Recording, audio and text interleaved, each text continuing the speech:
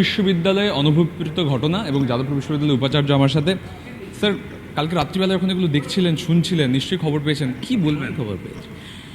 আমি সবসময় ঘটনা ঘটার থেকেই আমি সবসময় খবর পাচ্ছি। আমার সাথে এখানকার ছাত্রদেরও অনেকের কথা হয়েছে, আধিকারিকের মধ্যে রেজিস্ট্রারের কথা হয়েছে, তার সাথেও কথা হয়েছে, ভাইস চ্যান্সেলরের সাথেও কথা হয়েছে এবং আলটিমেটলি পুলিশের সাথেও কথা হয়েছে, মানে যাদবপুর পুলিশ স্টেশন। ঘটনাটা যেটা ঘটেছে এটা একদমই কাঙ্ক্ষিত নয়, অনভিপ্রেত। আজকে সকালে আমি আমার অডিও মেসেজেও বলেছিলাম, তো সেখানেও আমি কিন্তু এই কথাটাই বলেছি, একদমই অনভিপ্রেত, আনডিজায়ারেবল। এই জাতীয় ঘটনা, ক্যাম্পাসে ভায়োলেন্স একদমই কাম্য নয়। ক্যাম্পাসে ডিফারেন্ট পলিটিক্যাল আইডিওলজি সহাবস্থান চলে সবসময়। আমি তো ক্যাম্পাসে নিজে ৩৫ বছর ধরে শিক্ষকতার সাথে যুক্ত, 1991 থেকে, এবং 80-র দশকে আমি ক্যাম্পাসে ছাত্রও ছিলাম, ইঞ্জিনিয়ারিং ফ্যাকাল্টি। ফলে তখনও কিন্তু প্রচুর পলিটিক্স হতো, ডিফারেন্ট কিন্তু আইডিওলজি একসঙ্গে সহাবস্থান করতো। ফলে এই জিনিসটা বাঞ্ছনীয় নয়। ডিফারেন্ট আইডিওলজি থাকতেই পারে, কিন্তু তাদের মধ্যে কখনো এইভাবে সংঘর্ষ, এই জিনিসটা কখনোই কাম্য নয়। আমি অ্যাজ ভাইস চ্যান্সেলর আমি সবসময় মনে করি যে ক্যাম্পাসে law of land should be applicable. ফলে ল অফ ল্যান্ড যেটা রয়েছে সেটা, ক্যাম্পাস কিন্তু একটা আইল্যান্ড নয় যে একটা দেশের বাইরে বা দেশের আইনশৃঙ্খলা বাইরে নয়। Law of land should be applicable to campus also. ফলে সেখানেও কিন্তু সেখানে আমাদের দেশের যে আইনকানুন, যেটা বিএনএস যেটা রয়েছে, ভারতীয় ন্যায় সংহিতার যা যা তার ক্লজ আছে সবই সেটা অ্যাপ্লিকেবল হবে। এবং ক্যাম্পাসে সিকিউরিটি যেটা, মানে এটা সবার জন্য, অল স্টেক হোল্ডার্সের জন্য ক্যাম্পাসের সিকিউরিটি যাতে প্রপারভাবে আমরা রাখতে পারি, তো সেটা আমি নিজে চেষ্টা করব।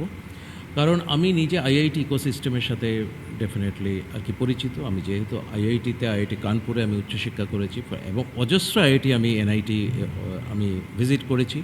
ফলে সেই হিসেবে মনে করি আমাদের একটা জায়গাতে আমরা ঠিক আছে, আমরা খোলামেলা সিস্টেমে আমরা বিশ্বাস করি, সেটা নিশ্চয়ই থাকবে, কিন্তু তার সাথে কিছুটা সিকিউরিটি রেস্ট্রিকশন, ক্যাম্পাসে এন্ট্রি, এগুলো কিন্তু থাকা দরকার। স্যার, আপনার কি মনে হয় যে হাইকোর্টের যে অর্ডারটা ছিল যাতে পুলিশ আউটপোস্ট করা যায়, যেটা অবভিয়াসলি অতীত ঐতিহ্যের সাথে যায় না যাদবপুরের, অনেকেই বলেছিলেন, সেটাকে কি কোথাও বাধ্য হবেন ইমপ্লিমেন্ট করতে?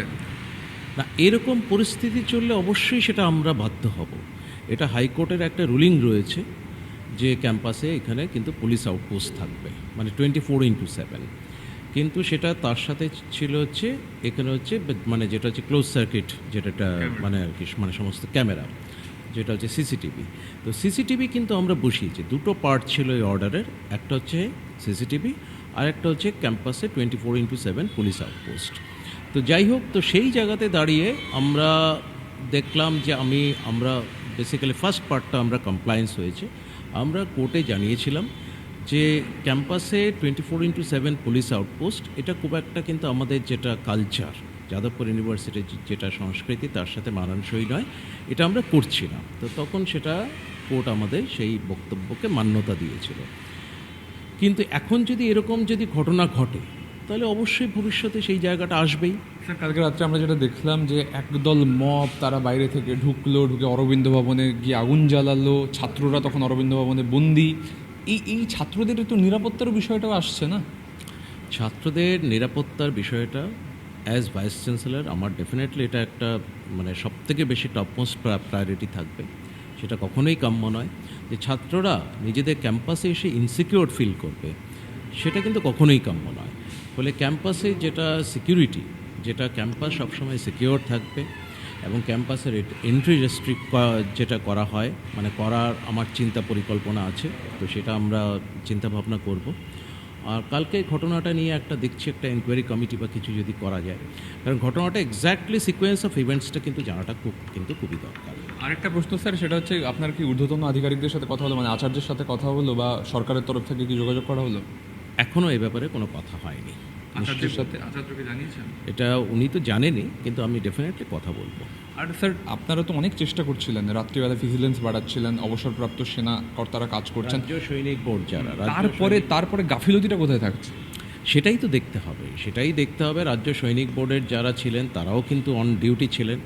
আমি স্পেসিফিক ইনস্ট্রাকশন দিয়েছিলাম, সিকিউরিটি যে আমাদের ইনচার্জ আছেন তাকে ইনস্ট্রাকশন দেওয়া হয়েছিল রাজ্য সৈনিক বোর্ডের যারা রয়েছে তাদেরকে ডিপ্লয় যাতে করা হয়, কারণ তারা অনেক বেশি কিন্তু অভিজ্ঞ এই জাতীয় পার্টিকুলার যে ঘটনাগুলো। এই সিচুয়েশনগুলো হ্যান্ডেল করার ব্যাপারে তারা আরও অনেক বেশি অভিজ্ঞ। তো সেটা বলাও হয়েছিল, কিন্তু তা সত্ত্বেও ঘটনাটা ঘটেছে অত্যন্ত দুর্ভাগ্য। কালকে ক্যাম্পাসে পুলিশ ঢুকলে পরিস্থিতি আরেকটু কন্ট্রোলে আসতে বলে মনে হয় আপনার? এই প্রশ্নটা খুবই বিতর্কিত, কারণ এটা খুব সেন্সিটিভ এবং একটা ডেলিকেট ইস্যু। এটা অবভিয়াসলি এই সিদ্ধান্তটা আমাকেই নিতে হবে ইন ফিউচারে। কিন্তু কালকে আমার যেটা সিদ্ধান্ত ছিল যে ক্যাম্পাসে পুলিশ না ঢোকাটাই বাঞ্ছনীয়, ঠিক আছে, কিন্তু ওরা গেটে ছিল, বাইরে ছিল, সর্বত্র ছিল, কিন্তু ক্যাম্পাসে আলটিমেটলি পুলিশ ঢোকেনি। কিন্তু না ঢোকাটা বাঞ্ছনীয়, কিন্তু যদি দেখা যায় যে পুলিশ ঢোকাটা দরকার, তাহলে সেক্ষেত্রে অবভিয়াসলি সেটা অ্যালাউ করতেই হবে। চিরঞ্জীব ভট্টাচার্য, ভাইস চ্যান্সেলর, একাডেমিশিয়ান, খানিকটা বিরক্ত, কারণ একটা সমাধান খোঁজার তিনি চেষ্টা করছেন এবং একটা তদন্ত কমিটি হবে এবং চেষ্টা করা হবে যাতে এই পরিস্থিতির পুনরাবৃত্তি না হয়। ক্যামেরা অর্ঘর সঙ্গে সুমন, TV9 বাংলা, যাদবপুর, কলকাতা।